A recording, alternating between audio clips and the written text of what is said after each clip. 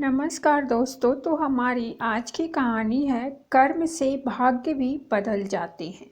जब भगवान श्री कृष्ण ने सुदामा जी को तीनों लोकों का स्वामी बना दिया तो सुदामा जी की संपत्ति देखकर यमराज से रहा न गया और यम भगवान को नियम कानूनों का पाठ पढ़ाने के लिए अपने बही खाते लेकर द्वारिका पहुंच गए और भगवान से कहने लगे कि अपराध क्षमा करें भगवान, लेकिन सत्य तो ये है कि यमपुरी में शायद अब मेरी कोई आवश्यकता नहीं रह गई है, इसीलिए मैं पृथ्वी लोक के प्राणियों के कर्म का बही खाता आपको सौंपने आया हूँ।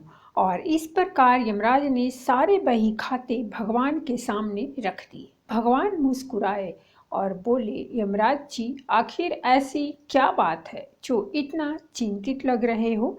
यमराज कहने लगे कि प्रभु आपके क्षमा कर देने से अनेक पापी एक तो यमपुरी आते ही नहीं हैं, वे सीधे ही आपके धाम को चले जाते हैं। और फिर अब आपने अभी अभी सुदामा जी को तीनों लोक दान दे दिए हैं, सो अब हम कहाँ जाएं।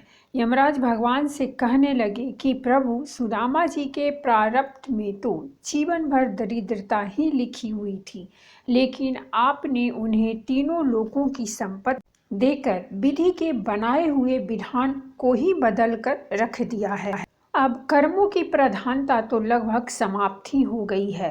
भगवान बोले कि यम, तुमने कैसे जाना कि सुदामा के भाग्य में आजीवन दरिद्रता का योग है।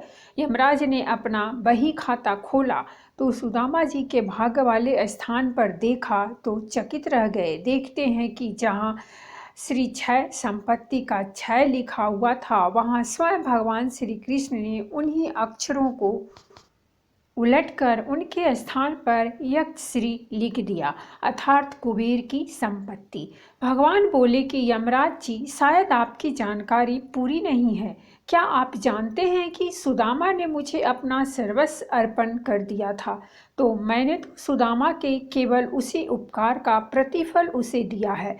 यमराज बोले कि भगवान, ऐसी कौन सी संपत्ति सुदामा ने आपको अर्पण कर दी, उसके पास तो कुछ भी नहीं। भगवान बोले कि सुदामा ने अपनी कुल पूंजी के रूप में बड़े ही प्रेम से मुझे चावल अर्पण किए थे, जो मैंने और देवी लक्ष्मी ने बड़े प्रेम से खाए थे। और जो मुझे प्रेम से कुछ खिलाता है, उसे संपूर्ण विश्व को भोजन कराने जितना पुण्य प्राप्त होता है। बस उसी का प्रतिफल सुदामा को मैंने दिया है।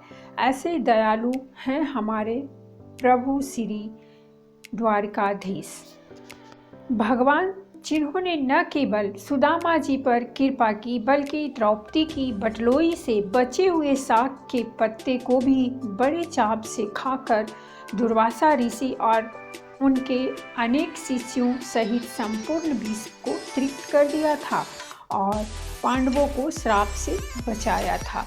तो दोस्तों, अगर कहानी पसंद आई हो तो वीडियो को लाइक और चैनल को सब्सक्राइब जरूर करें।